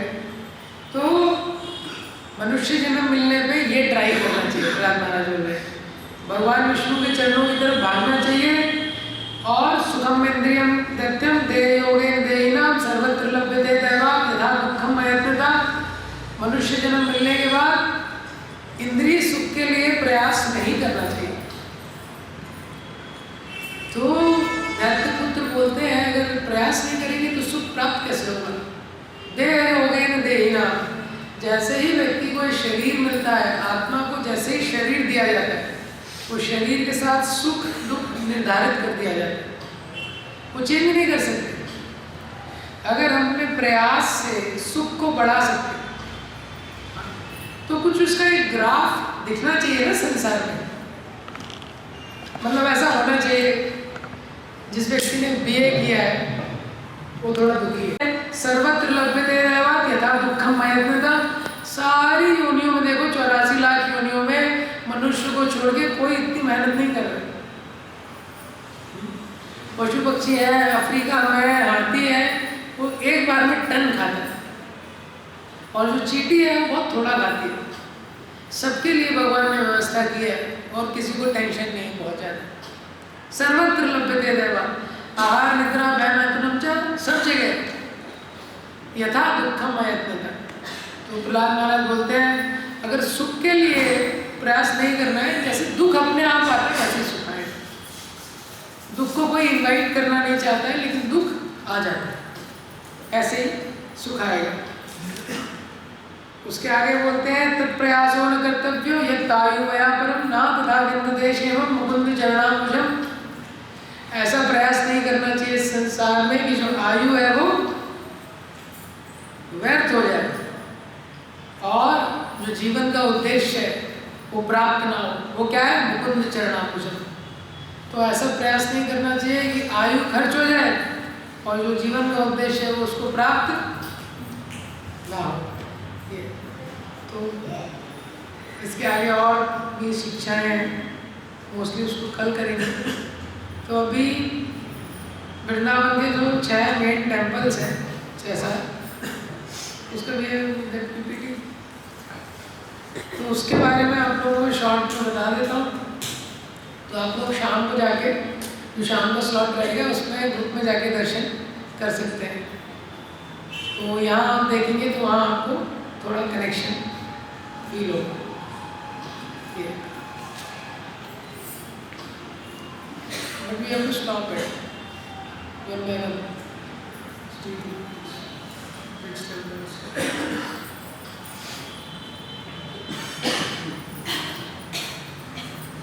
तो ये श्री वृंदावन धाम में 6 गोस्वामियों के जो मंदिर हैं वो वैसे प्रमुख हैं।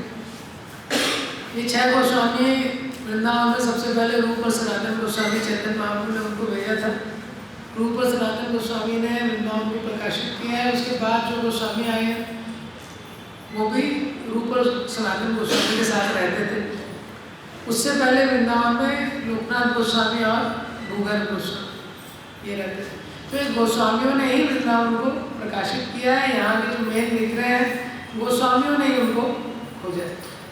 हाँ, तो पहले जनरली लोग आते हैं तो यहाँ पे इस्कॉन टेम्पल तो फिर भी आते हैं लोग। ISKCON temple Banke Bihari, auto वाले यही बताते हैं। लेकिन जो प्रमुख मंदिर है ये गोस्वामियों के मंदिर है। इन सब मंदिरों में स्वयंभू विग्रह है, कुछ यहाँ पे है, कुछ अभी यहाँ पे नहीं है। तो सबसे पहला मंदिर है, अगर यहाँ से जाएंगे इस साइड से तो मदन मोहन का मंदिर है, आप लोगों को दिख रहा है मंदिर। तो जो मदन मोहन का मंदिर है ये वृंदावन की पहचान है। तो कहीं पे भी वृंदावन रहेगा तो ये मदन मोहन के मंदिर का फोटो रहेगा। ये जो मदन मोहन का मंदिर है सनातन गोस्वामी ने इसकी स्थापना करवाई थी और ये बहुत हाइट पे है। पहले यमुना जी यहाँ तक आती थी। जो सबसे ऊपर ये जो मदन मोहन का जो ऊपर दिख रहा है वो द्वादश आदित्य टीला बोलते हैं उसको। एक बार भगवान को सर्दी हो गई थी, तो जब कृष्ण जी को सर्दी हो गई तो सूर्य ने अपनी 12 रश्मियों के साथ, अपनी फुल इंटेंसिटी के साथ भगवान को धूप दी थी। वो द्वादश आदित्य टीला है। वो टीला मतलब हाइट पे, वहाँ से पूरा वृंदावन दिखता है। तो ये जो मंदिर है सनातन गोस्वामी ने इसकी स्थापना की थी। सनातन गोस्वामी पेड़ों के नीचे रहते थे। मदन मोहन अद्वैताचार्य भी यहाँ पे आए, अद्वैत भट्ट भी है आगे। तो पुरुषोत्तम चौबे करके एक ब्राह्मण थे, वो इन विग्रहों की पूजा करते थे बहुत प्रेम से। एक बार सनातन गोस्वामी वहाँ पे भिक्षा मांगने के लिए गए, उनके घर में विग्रहों को देख के बहुत आकर्षित हो गए। उसी रात को भगवान ने पुरुषोत्तम चौबे को सपना दिया कि आप ये ना मुझे आप सनातन गोस्वामी को दे दीजिए। ऐसा मैं आपकी भक्ति से, सेवा से बहुत प्रसन्न हूँ, लेकिन अब मैं चाहता हूँ कि सनातन गोस्वामी मेरी ये द्वादश आदित्य टीला, हाँ, सनातन गोस्वामी मेरी सेवा करें। तो फिर सनातन गोस्वामी सेवा करने लगते हैं। सनातन गोस्वामी ऐसे गले में टांग के रखते थे। मदन मोहन की पूजा करते थे, उनकी झोपड़ी में रहते थे।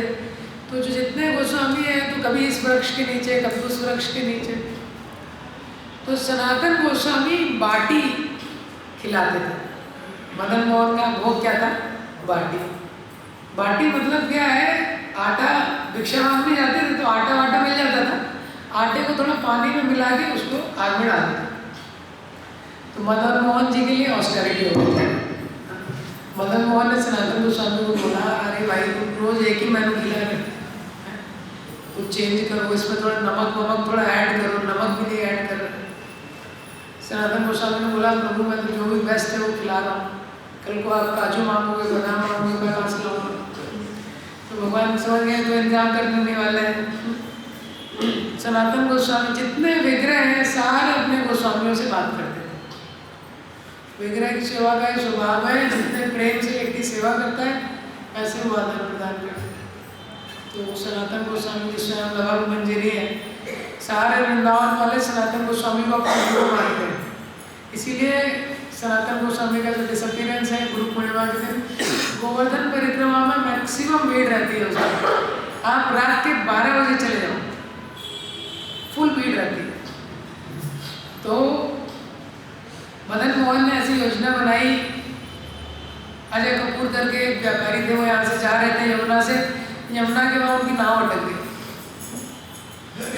बहुत तूफान है, नाव अटक गई।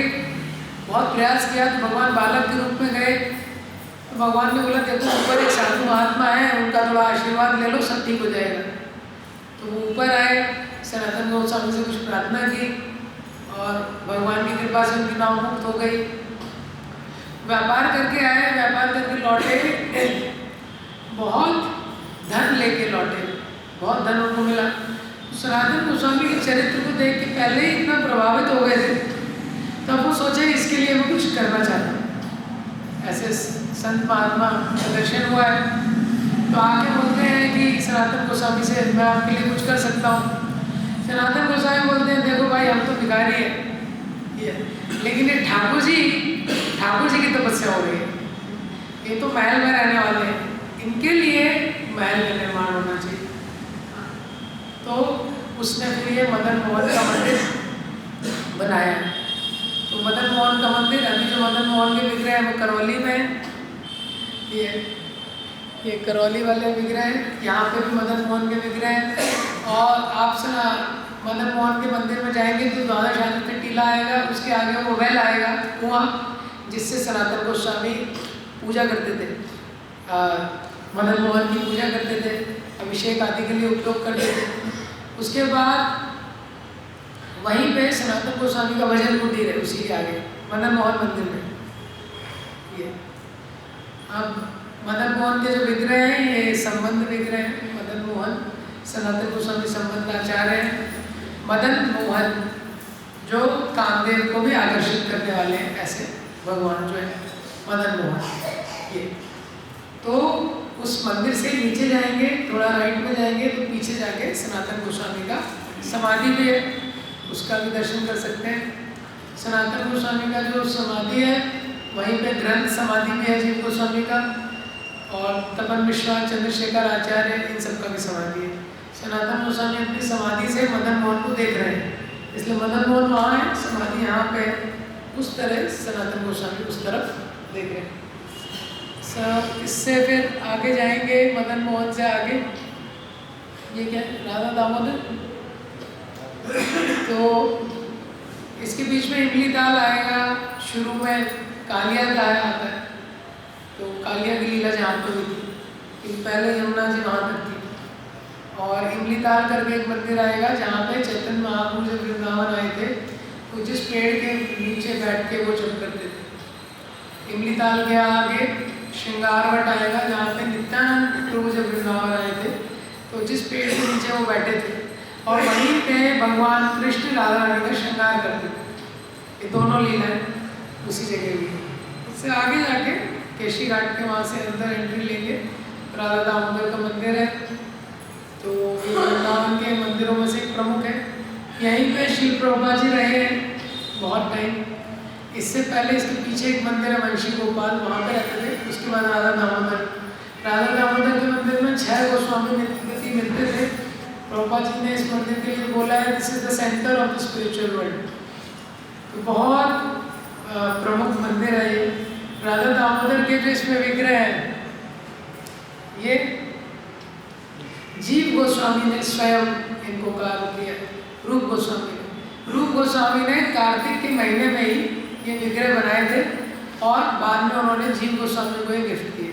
रूप गोस्वामी अपने स्वयं अपने हाथ से राधा दामोदर का विग्रह बनाया है और उसके बाद उन्होंने जीव गोस्वामी को ये गिफ्ट किया था। इस मंदिर में कृष्णदास कविराज गोस्वामी की समाधि है, विश्वनाथ चक्रवर्ती ठाकुर की समाधि है, तो उनके भी विग्रह यहाँ पे हैं, राधा दामोदर। और ये 4 विग्रह हैं, राधा कांत, राधा माधव, राधा वृंदावन नाथ, उनका नाम लिखा हुआ है। वहाँ जाएंगे तो वो विग्रह का नाम लिखा है, उनके नीचे जो आचार्य है उनका नाम लिखा है। और इस मंदिर में वो गोवर्धन शिला रखी है, ये गोवर्धन शिला आप देख रहे हैं, तो ये गोवर्धन शिला जो है इस पे भगवान के चरणों के चिन्ह है और भगवान की बांसुरी का चिन्ह है। तो सनातन गोस्वामी जब गोवर्धन के वहाँ थे तो चकलेश्वर महादेव में वो रहते थे, और सनातन गोस्वामी रोज गोवर्धन परिक्रमा करते थे। जो हम लोग करते हैं उससे बड़ी वाली एक छोटी परिक्रमा है, और एक वो परिक्रमा है बड़ी वाली जो हम करते हैं, और एक उससे भी बाहर की परिक्रमा है, वो सनातन गोस्वामी करते हैं। सनातन गोस्वामी की बहुत वृद्धावस्था हो गई, शरीर बहुत बूढ़ा हो गया, तभी भी वो रोज परिक्रमा करते थे। भगवान ने भी एक दो बार मैसेज डाल दिया, रहने तो भाई हो गया तुम्हारा कोटा, फिर भी वो करते थे। तो एक बार भगवान गोवर्धन के ऊपर, भगवान उनको दर्शन देते हैं, भगवान मुरली वादन कर रहे हैं, गोवर्धन के ऊपर खड़े हैं, तो भगवान जब बांसुरी बजाते हैं तो सारी सृष्टि में चेंज होने लगता है, तो जो पत्थर है वो पिघल जाता है, तो उस पर भगवान के चरण चिन्ह है, भगवान की बांसुरी का चिन्ह है, और वो गोवर्धन शिला उन्होंने किसको दी? सनातन गोस्वामी को दे दी। बोला है तुम इसका 4 परिक्रमा कर लेना, वही गोवर्धन परिक्रमा। तो इस मंदिर में अगर आप 4 परिक्रमा करेंगे तो वो गोवर्धन परिक्रमा के इक्वल है। तो ये वही गोवर्धन शिला है जिसपे भगवान के चरण चिन्ह लगे हुए हैं। अंदर इसके जीव गोस्वामी का समाधि है, विश्वनाथ चक्रवर्ती ठाकुर का समाधि है, कृष्णदास कविराज गोस्वामी का समाधि है, भक्ति सिद्धांत सरस्वती ठाकुर का पुष्प समाधि है, और आगे जाएंगे रूप गोस्वामी का महल है, और उसके आगे जाके रूप गोस्वामी का भजन कुटीर है, रूप गोस्वामी का समाधि है। तो रूप गोस्वामी का यहाँ पे भजन कुटीर है जिसमें वो भजन करते थे, रूप गोस्वामी का यहाँ पे समाधि है, और जीव गोस्वामी का मुख प्रक्षालन, जहाँ पे जीव गोस्वामी मुख का प्रक्षालन करते थे, वहाँ से जनरली लोग थोड़ा सा धूल मिट्टी जो है वो लेते हैं, वो भी वहीं पे रूप गोस्वामी की समाधि के बाजू में। और उसके वहाँ पे पास में प्रभुपाद जी का यहाँ पे क्वार्टर है। प्रभुपाद जी ने यही पे श्रीमद् भागवतम का पहला कैंटो लिखा है, किचन है जहाँ पे प्रभुपाद जी कुकिंग करते थे, और प्रभुपाद जी अपने रूम से रूप गोस्वामी से निरंतर प्रार्थना जो है वो करते रहते थे।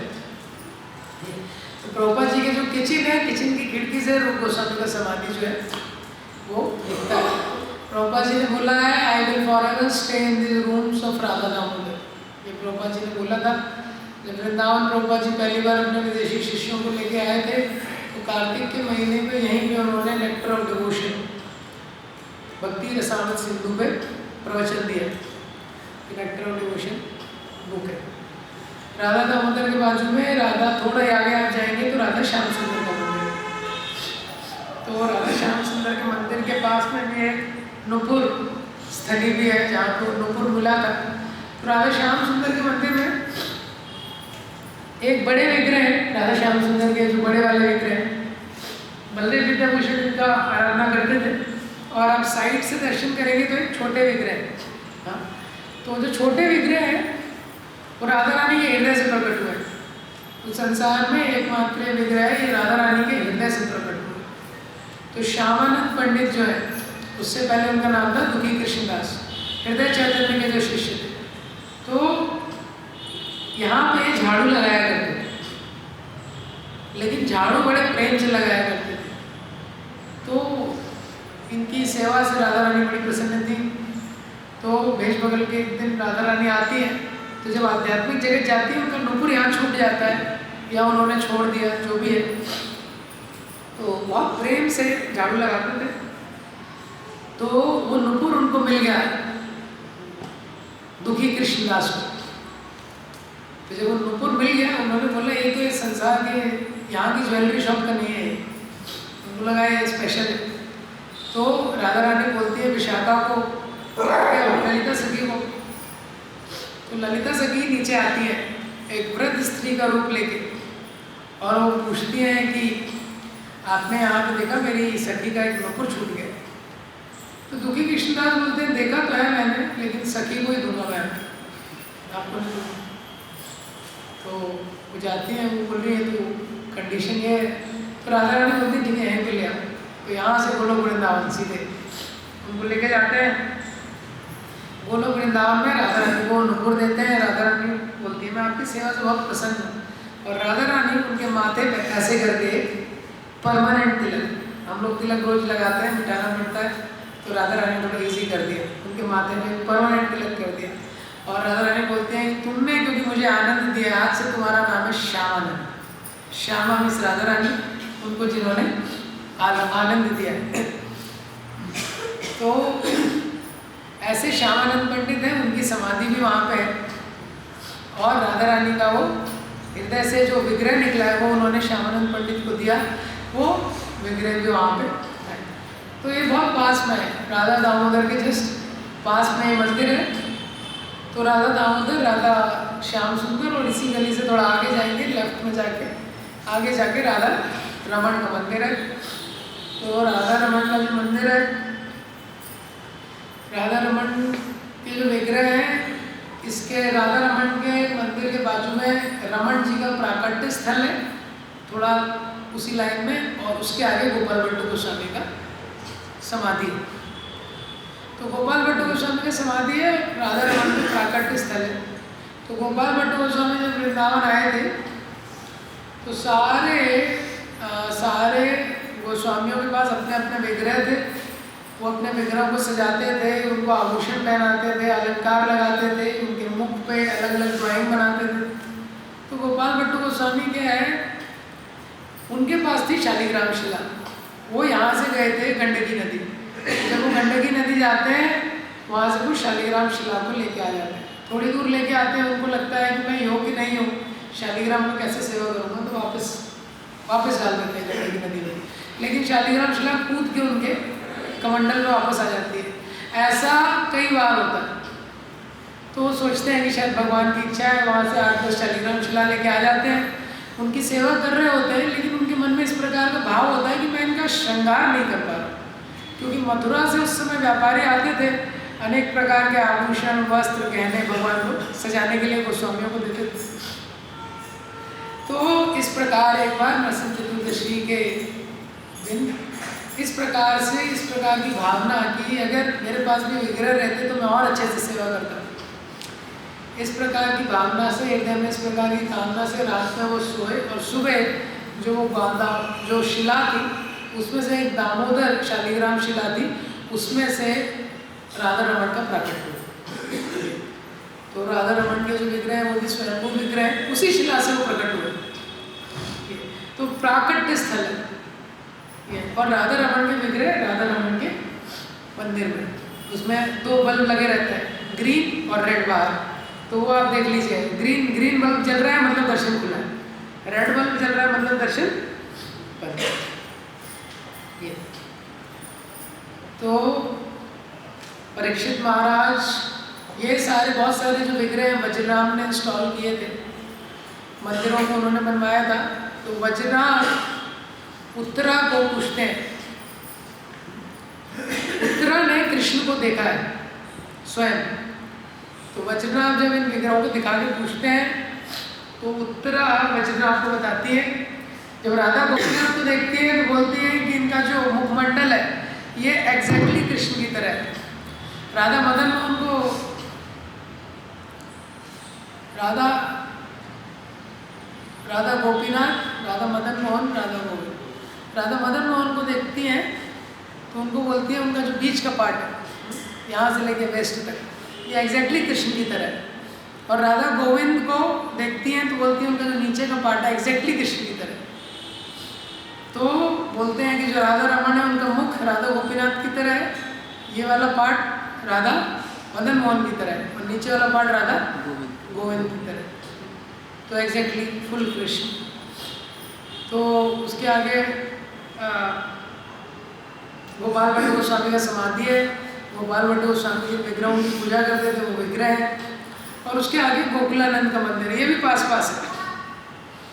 गोकुलानंद का मंदिर जो है वहाँ पे लोकनाथ गोस्वामी का समाधि है, विश्वनाथ चक्रवर्ती ठाकुर का समाधि है, नरोत्तम दास ठाकुर का समाधि है, गंगा नारायण पंडित का समाधि है, और भी बहुत सारी समाधियाँ हैं। ये 4 प्रमुख हैं। वहाँ पे राधा विनोद के विग्रह हैं, राधा विनोद, राधा विजय गोविंद, राधा गोकुलानंद, इनके विग्रह। तो राधा विनोद लोकनाथ गोस्वामी की पूजा करते हैं। लोकनाथ गोस्वामी को कुसुम सरोवर के पास राधा विनोद के विग्रह मिले थे। विनोद मतलब हंसते रहते हैं भगवान। तो लोकनाथ गोस्वामी जी कुसुम सरोवर के पास थे, तो उन्होंने देखा कोई हंसने की आवाज़ आ रही है। देखा कोई नहीं है, 1-2 बार देखा, फिर वो डीटीज थे वो हंस रहे थे। और उन्होंने बोला हमारा नाम है राधा विनोद, खुद ही बता दिया उन्होंने।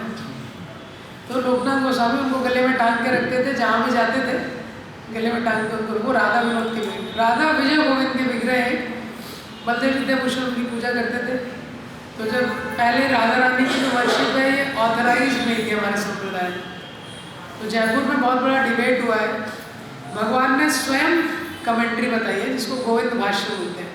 रेमुना में बलदेव विद्याभूषण का घर है, तो भगवान ने जो कमेंट्री बताई है गोविंद भाष्य, ये तो वही ये विग्रह है राधा विजय गोविंद, जिन्होंने विजय दिलाई वो विग्रह। और छोटे से विग्रह राधा गोकुलानंद जो विश्वनाथ चक्रवर्ती ठाकुर जी की पूजा करते थे। और साइड में एक चैतन्य महाप्रभु का विग्रह है जो नरोत्तम दास जी की पूजा करते थे। इसी मंदिर में चैतन्य महाप्रभु की गुंजमाला और गोवर्धन शिला है। गुंजमाला जो चैतन्य महाप्रभु हमेशा अपने गले में धारण करते थे, ये वो माला, और गोवर्धन शिला वो भी अपने गले में धारण करते थे। चैतन्य महाप्रभु हमेशा प्रेम के महाभाव के स्तर पर रहते थे, उनकी आंखों से अश्रु गिरते रहते थे। वो गोवर्धन शिला हमेशा उनके आंसुओं से गीली रहती थी। ये गोवर्धन शिला, हाँ ये गोवर्धन शिला और ये जो गुंजमाला है ये उन्होंने रघुनाथ दास गोस्वामी को गिफ्ट किया। ये भी इस मंदिर में है। उसके बाद ये मंदिर है राधा गोपीनाथ का मंदिर है। ये जयपुर में अभी जो ओरिजिनल डीटीज है ये भी दिए हुए हैं। और राधा गोविंद जी की डीटी भी जयपुर में। राधा गोपीनाथ का मंदिर है, वहाँ पर मधु पंडित की समाधि है। और वहाँ पे भी एक चैतन्य महाप्रभु के विग्रह हैं जो बांसुरी बजा रहे हैं। और राधा गोविंद जी का मंदिर है, यहाँ पे राधा गोविंद जी के विग्रह हैं जो रूप गोस्वामी ने जिनको खोजा था। यहाँ पे रूप गोस्वामी ने राधा गोविंद जी को ढूंढा था और रघुनाथ भट्ट गोस्वामी ने बाद में उनका मंदिर बनवाया। गोविंद जी का मंदिर जिसको औरंगजेब ने तोड़ा था, आगरा से दिखता था ये मंदिर, इतना विशाल मंदिर ही बना था। तो यहाँ पे जगन्नाथ बलदेव सुभद्रा की भी डीटी है और चैतन्य महाप्रभु की भी डीटी है। क्योंकि यहाँ पे जब रूप गोस्वामी राधा गोविंद जी की सेवा करने लगे, चैतन्य महाप्रभु ने उनको बोला था ग्रंथ लिखिए। ग्रंथ लिखने के लिए टाइम नहीं मिल रहा था, तो रूप गोस्वामी ने बोला कोई हेल्प के लिए आ सकता है। तो चैतन्य महाप्रभु ने गौरीदास पंडित को भेजा जो उनके साथ रहते थे। ये तो गौरीदास पंडित भगवान के पार्षद थे, वो आना नहीं चाहते थे भगवान को छोड़ के। तो उन्होंने सोचा भगवान को छोड़ के जाना अच्छा नहीं। तो चैतन्य महाप्रभु ने स्वयं ये चैतन्य महाप्रभु का डीटी कार्य किया। उन्होंने अपना एक डीटी बनाया।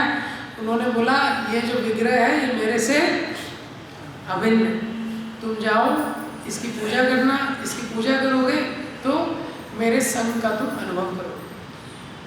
तो वो विग्रह यहाँ पे है, राधा गोविंद जी का है। चैतन्य चरितामृत में राधा गोविंद का बहुत वर्णन है, कैसे राधा गोविंद जी की सेवा पहले हुआ करती थी बहुत स्पेशल तरीके से। तो ये 6 मेनली मंदिर है। अब इसमें से आप लोग देख लीजिए कितने मंदिर आप लोग विजिट कर सकते हैं। ये जनरली 5-6 मंदिर एक साथ विजिट करने में थोड़ा टाइम लग सकता है, लेकिन एक बेस्ट ऑप्शन ये भी है, यहाँ से ऑटो लेके या बैटरी रिक्शा लेके आप लोग राधा रमन पे जाएंगे। तो क्योंकि अगर राधा रमन पे जाएंगे तो राधा रमन राधा गोकुलानंद बहुत पास, तो वो दोनों का दर्शन हो जाएगा। वैसे वहाँ से बिल्वामंगल ठाकुर का समाधि भी बहुत पास में है। तो मेन मंदिर का दर्शन करना है तो राधा रमन और एकदम वॉकिंग डिस्टेंस पे है राधा गोकुलानंद, तो इन दोनों का दर्शन कर सकते हैं अच्छे से। उसके बाद राधा रमन से किसी से पूछ लीजिएगा, वॉकिंग डिस्टेंस पे है, बहुत ज़्यादा दूर नहीं है, राधा श्याम सुंदर और राधा दामोदर, ये दोनों भी एकदम पास है। ये 4 मेन मंदिर है, इनका आपको दर्शन हो जाएगा। और राधा रमन से आप बैटरी रिक्शा भी कर सकते हैं वापस। तो राधा श्याम सुंदर, राधा दामोदर, ये भी पास में। तो ये 2 मंदिर का सेट इसका आपको इजीली दर्शन हो जाएगा। और फिर राधा दामोदर से जब रिटर्न करेंगे तो उसको बोल सकते हैं, वो राधा मदन मोहन के आगे रोक देंगे तो उसका भी आपको दर्शन हो जाएगा। एक ये, तो ये जिसको ट्रैवल करने में थोड़ा समस्या है उसके लिए थोड़ा इजी है। बाकी सारे मंदिर ऐसे ट्रैवल कर सकते हैं, ज़्यादा दूर नहीं है, बहुत ज़्यादा दूर नहीं है, अगर किसी को चलने में तकलीफ नहीं है। रंगराज श्री भागवतम की जय, श्री प्रभुपाद की जय।